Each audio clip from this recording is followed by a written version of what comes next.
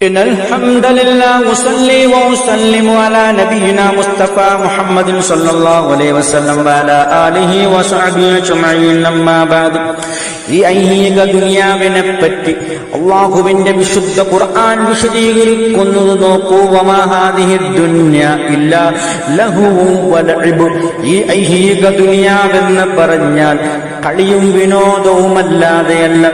ക്ഷണിക നേരം കൊണ്ട് നമ്മുടെ ആത്മാവിന് ചില ആത്മീയ സുഖങ്ങളും മനസ്സിന് ചില സന്തോഷങ്ങളും നൽകിക്കൊണ്ട് മറഞ്ഞു പോകുന്ന കളികളും വിനോദവും മാത്രമല്ലാതെയല്ല ഈ ദുനിയാവ്. അതൊരിക്കലും നമ്മുടെ ആത്യന്തികമായ ലക്ഷ്യമായി ഭവിക്കാൻ പാടില്ല. വഇന്നദ്ദാറൽ ആഖിറ, പരലോക ഭവനമാകട്ടെ, ലഹിയൽ ഹയവാൻ, അതാണ് യഥാർത്ഥ ജീവിതം. അതാണ് ആ സ്വർഗീയ ഭവനമാണ് നമ്മുടെ ലക്ഷ്യമാകേണ്ടത്. അതിനുള്ള പരിശ്രമങ്ങളാണ് ഈ ഐഹിക ദുനിയാവിൽ നിന്നും നാം പരിശ്രമിച്ച് നേടിയെടുക്കേണ്ടത്.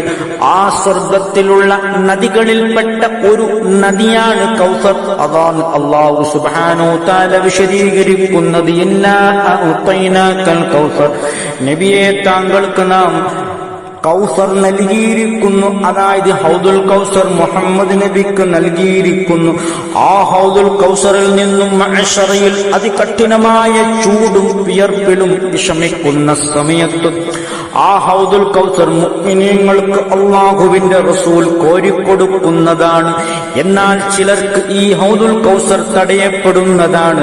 അതിനുള്ള കാരണമായി മലായിക്കത്തുകൾ പറയുന്നത്, അല്ലാഹുവിന്റെ റസൂലെ, താങ്കൾക്കറിയില്ല, താങ്കൾക്ക് ശേഷം താങ്കളുടെ ദീനിൽ ഒരുപാട് പുത്തനാചാരങ്ങൾ കൂട്ടിക്കലർത്തിയവരാണിവർ. അതുകൊണ്ടവർ ഈ ഹൗദുൽ കൗസറിന് അർഹരല്ല, അവർക്കത് നൽകാൻ പാടില്ല. നോക്കൂ നിങ്ങൾ, ആ സമയത്ത് അല്ലാഹുവിന്റെ റസൂൽ പറയുന്നു, എനിക്കു ശേഷം ഈ ദീൻ മാറ്റി മറിച്ചവർ ഇവിടെ നിന്ന് മാറിപ്പോകൂ എന്ന് പറഞ്ഞുകൊണ്ട് അവരെ ആട്ടിയകറ്റുന്നതാണ്.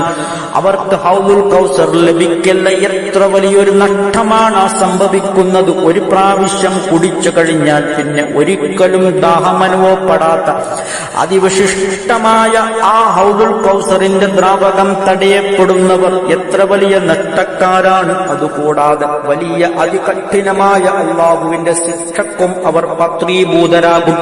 അല്ലാഹു കാത്തുരക്ഷിക്കുമാറാകട്ടെ. ഇത്രയുമാണ് ഇതുമായി ബന്ധപ്പെട്ട് വിശദീകരിക്കാനുള്ളത്. അൽഹംദുലില്ലാഹി റബ്ബിൽ ആലമീൻ.